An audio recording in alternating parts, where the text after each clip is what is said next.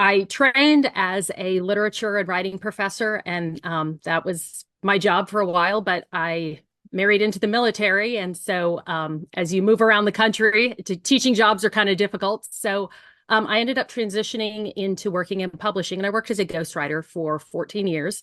And then about 5 years ago, I stepped out on my own and started publishing under my own name. And so actually, as we get into the book, you'll see some of those vestiges of being a language person, a literature person, really work their way into the way I break down some of these issues that we look at. But I was raised in what I like to call sort of a fundamentalist, evangelical, weird chimera hybrid thing. And I, for a long time, I didn't question because, a fish doesn't ask what's water.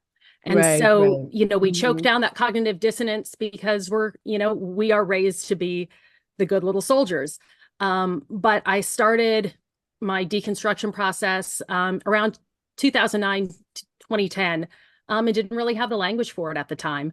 And really wrestled with a lot of those issues. Any literature out at that time was all sort of in the vein of, well, you just need to pray more. Something's wrong with you if your experience doesn't line up. Squeeze a little more Jesus on the situation and it'll all be better. And obviously that mindset was not cutting it anymore.